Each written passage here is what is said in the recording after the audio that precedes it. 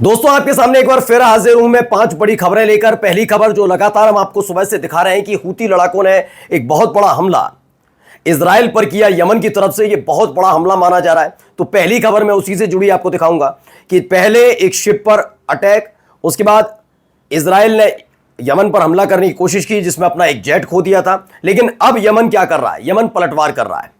Yemen ने Israel के कई हिस्सों पर अटैक किया है। पहली खबर आपको वो दिखाऊंगा।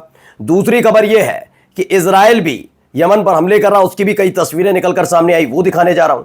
तीसरी खबर यह भी है कि किस तरह से लेबनान में भी इजराइल अटैक कर रहा है। तीसरी खबर और चौथी जो बड़ी खबर हमारी है वो गजा से जुड़ी हुई दोस्तों है। गजा में दरअसल आपको मालूम है कि नेतन्याहू और डोनाल्ड ट्रंप की मुलाकात हुई है। नेतन्याहू अमेरिका गए और वहां जाकर उन्होंने मुलाकात की है। इन सब के बीच दावा किया जा रहा है जो बातचीत थी, जो होनी थी, और इन सब के बीच जो डील को लेकर अलग अलग देश मध्यस्थता कर रहे थे, उसकी बैठक तो हुई लेकिन नतीजा कुछ नहीं निकल पाया। और पांचवी बड़ी खबर आपको दिखाने जा रहा हूं कि इजराइल ने यमन को लेकर क्या एक नया अल्टीमेटम जारी किया है। नमस्कार, मैं हूं प्रज्वल गौतम और आप देख रहे हैं the live TV. The live TV, सच सबसे आगे। शुरुआत कुछ तस्वीरों के साथ ही कर रहा हूं। ये देखिए, ये तस्वीरें निकलकर सामने आई हैं। ये रात के वक्त की तस्वीर है। पहले आपको दिखा रहा हूं क्या हुआ।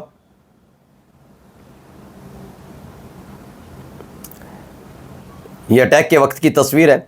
इसमें दावा किया है यमन की एक मिसाइल, देखिए एकदम आपने धमाका देखा होगा, यमन की मिसाइल गिरी है। ये फिलिस्तीन ही लिखते हैं इसे, ऑक्यूपाइड फिलिस्तीन हमेशा इस शब्द का इस्तेमाल करता है यमन, या फिर प्रेस टीवी जो है वो हमेशा ऑक्यूपाइड फिलिस्तीन का शब्द का इस्तेमाल, और मेरे को लगता है जायज़ भी माना जाना चाहिए। ये इजराइल का ही वो हिस्सा, मतलब जो फिलिस्तीनियों का हिस्सा है जिस पर कब्जा किया इजराइलियों ने, इसे उसे ऑक्यूपाइड फिलिस्तीन लिखते हैं। तो इजराइल पर यह हमला माना जा रहा है, बड़ा हमला है। इसके अलावा और भी तस्वीर आपको दिखा रहा हूँ। ये देखिए, एक ये तस्वीर निकल कर आई। Yemeni missile was detected in the sky over Nablus. ये देखिए, ये एक मिसाइल गिरती हुई नजर आ रही है। ये पूरा नाबुल्स का इलाका, वहां पर एक मिसाइल गिरी है। और भी कई तस्वीरें, कई वीडियोस मैं आपको दिखा रहा हूँ। पहले ये देखिए, ये यहाँ ऐसे जो यमन की तरफ से दागी गई थी मिसाइलें, कहाँ ये होता हो, यरूशलेम के बेहद नज़दीक आप देख सकते हैं। तकरीबन ये आप इलाके देखेंगे तो 12 से 15 इलाकों में अचानक से सायरन बजने लगे जब यमन ने रिटिलिएट किया। रिटिलिएट तो क्या कहा जाएगा, मैं तो कहूँगा कि यमन ने ही पहला हमला किया था। लेकिन फिलहाल जब इजराइल की तरफ से ये किया गया कि एयर स्ट्राइक करने की कोशिश की गई, उसके बाद यमन ने ये बड़ा हमला किया है इजराइल पर। तो ये अलग अलग तरीके की तस्वीरें निकलकर सामने आई थी। अभी आपको यमन से भी तस्वीरें जो निकली हैं वो दिखाऊंगा, लेकिन उससे पहले देखिए खबर क्या है। Yemeni army strike Israeli position after regime war planes launch 20 air strikes. पता लगा कि यमन के आर्मी ने इजराइल की पोजीशन पर ताबड़तोड़ हमले किए हैं और ख़ास तौर पर 20 एयर स्ट्राइक की है यमन की आर्मी ने। तो ये बड़ी खबर निकल कर आई। इसमें ही देखिए कमर्शियल शिप को लेकर कहा गया है, ये यूके मैरीटाइम एजेंसी है, मैरीटाइम एजेंसी, उसने बताया कि हाँ, रेड सी में यमन ने एक कमर्शियल शिप को पर अटैक किया है, हमला किया है। आगे की जानकारी भी और भी आएगी तो वो भी आप तक पहुँचाएंगे। लेकिन फिलहाल अब आइए, ये तस्वीर देखिए, धुआं उठता हुआ नज़र आ रहा होगा आपको। ये यमन से निकला है, उदयत इलाका है यमन का, वहाँ पर इजराइल का अटैक हुआ था, एयर स्ट्राइक जो मैंने आपको दिखाया था, जो एयर स्ट्राइक की थी। और उसके बाद जैसे ही इनका एक प्लेन, एक जेट गिरा, फौरन ये वहाँ से भाग गए थे। ये खबर निकल कर आई। देखिए, in the past 30 minute Israeli war plane carried more than 20 air strike targeting western Yemen. या जो पश्चिमी यमन इलाका है वहाँ पर 20 एयर स्ट्राइक की गई। इस तरह से खबर निकल कर आई। इसके अलावा इजराइल की मिलिट्री ने, कि जो स्पोक्स पर्सन है, उन्होंने आने वाले वक्त में यमन में कई ऑपरेशन का जिक्र करते हुए जगह खाली करने के लिए कहा है, अपील की है यमन के लोगों से खाली करके चले जाएं। लेकिन ये इतिहास रहा यमन का। मैंने देखा कि इससे पहले भी सना पर जब हमला अमेरिका और ब्रिटेन ने जॉइंट ऑपरेशन किया था, तब भी ऐसे ही कहा गया था, छोड़कर चली जाइए, हट जाइएगा, बहुत सारी चीज़ें थी, लेकिन वो गए नहीं और वहीं खड़े रहे, जबकि उनके सर के ऊपर से मिसाइलें निकलती हुई कहीं गिर रही या कुछ हो रहा, लेकिन यमन के लोग गए नहीं थे वहाँ से। अब आती है खबर लेबनान से निकल कर भी। पहले लेबनान में क्या कुछ हो रहा है जरा देखते चलिए। देखिए, मल्टीपल एरिया में लेबनान में इजरायली स्ट्राइक हुई, यानी कि एक तरफ यमन में और एक तरफ लेबनान में, दोनों जगह अलग अलग जगह ये लगातार हमले हो रहे हैं। ये एक तस्वीर निकल कर आई है लेबनान से, जहां पर हमला हुआ। एक और लेबनान में हुआ। बहुत सारी इजरायली एयर स्ट्राइक की खबरें हैं और इसी को लेकर हिजबुल्लाह नाराज भी चल रहा है, क्योंकि हमारा जो सीज फायर था वो सीज फायर 2-3 चीज़ों पर था, लेबनान का और इजराइल का। पहला ये था कि हिजबुल्लाह सिर नहीं उठाएगा, लेकिन ये बात भी सच है कि पिछले कुछ समय से आपने हिजबुल्लाह की एक्टिविटीज़ नहीं देखी होंगी। दूसरी जो बड़ी बात थी वो ये थी कि इजराइल पूरी तरीके से लेबनान को छोड़कर चला जाएगा और कोई भी हमला नहीं होगा। ना पहली शर्त इजराइल ने पूरी की, अभी भी इजराइल कुछ लेबनान के इलाकों में टिका हुआ है, पहला। दूसरी जो खबर थी वो ये खबर थी, शर्त थी कि कोई हमला नहीं होगा। आपने देखा कि जैसे ही ईरान के साथ इजराइल का सीज फायर होता है, उसके फ़ौरन बाद ये गजा में और उसके बाद लेबनान में हमला करते हैं। और जब इनकी छिछल इधर होने लगती है, थू होने लगती है, तो कहते हैं वो हिजबुल्लाह के गढ़ थे, उन पर हमला किया। लेकिन जब बेरूत में एक हमला एक कार पर हुआ था, आपको याद होगा, मैंने वीडियो दिखाई थी, उसके बाद चीज़ें पलटती और बदलती हुई नजर आई। उसके बाद हिजबुल्लाह ने अपने 10,000 लड़ाके भी तैनात कर दिए इजराइल बॉर्डर पर। माना जा रहा है कि भारी तादाद में एक बड़ा हमले के आसार जताए जा रहे हैं कि ये बड़ा हमला हो सकता है आने वाले वक्त में। अभी दिखाता हूं मैं और भी तस्वीरें कैसे हमले हो रहे हैं। ये देखिए, ये एक वीडियो निकल कर आई जब मिलिट्री, जो इजराइल की ऑक्यूपेशन मिलिट्री है, यानी इजराइल की जो आर्मी है, उसने हमला किया उसकी। ये देखिए,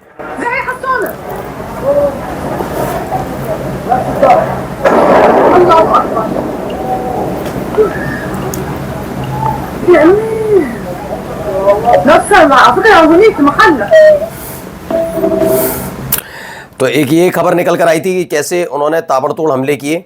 तमाम तस्वीरें आइए अब आपको मैं दिखाने जा रहा हूं। ये देखिए,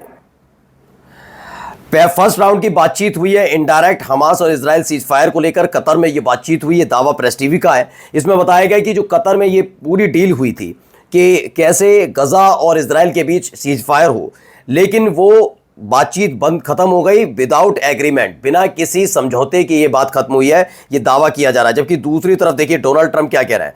डोनाल्ड ट्रंप कह रहे हैं कि हम बहुत क्लोज हैं किस बात को लेकर, जल्दी हम सीज फायर करने जा रहे हैं। ये बयान निकल कर आया कि गजा सीज फायर, सुनिए। I think there's a good chance we have a deal with Hamas during the coming week, pertaining to quite a few of the hostages. Yeah.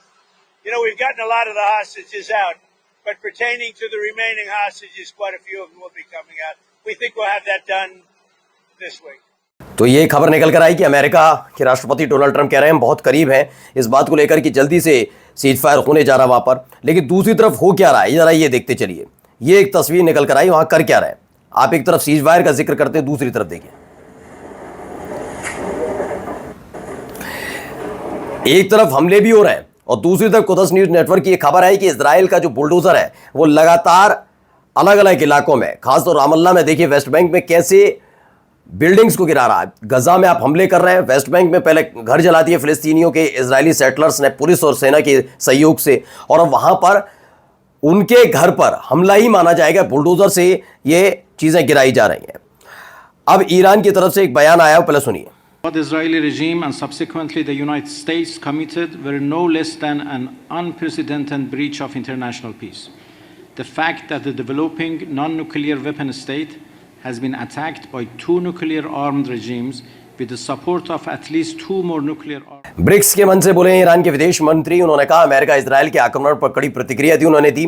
दोनों न्यूक्लियर वेपन स्टेट है, यानी कि नेशन है। उसके बाद उन्होंने कहा ईरानी जनता ने अपने वतन की रक्षा में अटक रहकर साहस का परिचय दिया। उन्होंने इजराइल और अमेरिका के हमले को अंतर्राष्ट्रीय शांति का भूतपूर्व उल्लंघन बताया। उन्होंने कहा कि ये बहुत बड़ा उल्लंघन था, लेकिन उसके बावजूद भी डिगा नहीं जो ईरानी है वो लगातार खड़े नजर आए। अब देखिए ईरान के हमले के साथ क्या क्या हुआ इजराइल में। वेंजामिन इंस्टीट्यूट है, इसमें बताया गया है कि अभी भी हालत बहुत ख़राब है। ये पूरा इंस्टीट्यूट, इसको लेकर दावा किया जा रहा है, इसे खुलने में भी वक्त लगेगा। Decades of work, custom built equipment, promising cancer research, all damaged or lost in single night. Help the Benjamin Institute bring science back to life. Donate now. अब इनको डोनेशन की ज़रूरत पड़ रही है इस इंस्टीट्यूट को, क्योंकि एक रात में इसकी तस्वीर, इसका चेहरा मोहरा सब बदल गया। वहाँ पर कितने ताबड़तोड़ हमले हुए, इससे आप अंदाज़ा लगा सकते हैं। ये बार बार ये कहा जा रहा था कि नहीं कुछ भी नहीं हुआ। आप देखिए एक तस्वीर निकल कर आई है, पहले वो वीडियो देखिए, बहुत महत्वपूर्ण है।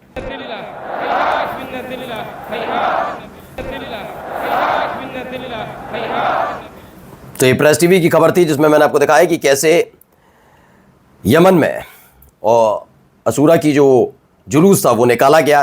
इमाम हुसैन और उनके जो साथी जिन्होंने कुर्बानी दी करबला में, उसको याद किया गया।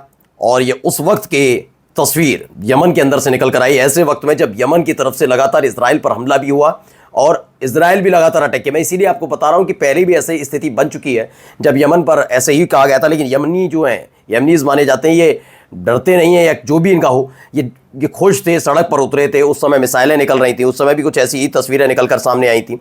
अब चलिए एक प्रेस टीवी की खबर हो, देखिए ये क्या बता रहे हैं। New data has revealed that Iranian missiles directly hit 5 Israeli military bases during the recent 12-day Israeli-U.S. aggression against the Islamic Republic. Data published by a British newspaper, The Telegraph, and examined by U.S. academics from the Oregon State University shows 6 missiles fired from Tehran hit bases in northern, southern, and central Israel. Among them, a major air base, an intelligence center, and a logistics base. No information about the strikes has been made public because of Tel Aviv's strict laws on censorship. दरअसल इसमें ये बता रहे हैं कि ये एक नया डेटा आया है। ये डेटा है 5 इजरायली मिलिट्री जो बेस थे वो ईरान की मिसाइल में पूरी तरह से बर्बाद हो गए, जिससे भारी नुकसान कम से कम इजराइल को इस लिहाज से भी है क्योंकि उसका इस्तेमाल अमेरिका भी कर रहा था हमले करने के लिए या अपना बेस बनाने के लिए। इजराइल भी लगातार उसका इन्हीं मिलिट्री बेस का इस्तेमाल कर रहा था, लेकिन हालात अब यह है कि इन मिलिट्री बेस का इस्तेमाल करना मुश्किल हो जाएगा, पूरी तरह से वो तबाह हो चुके हैं। नमस्कार।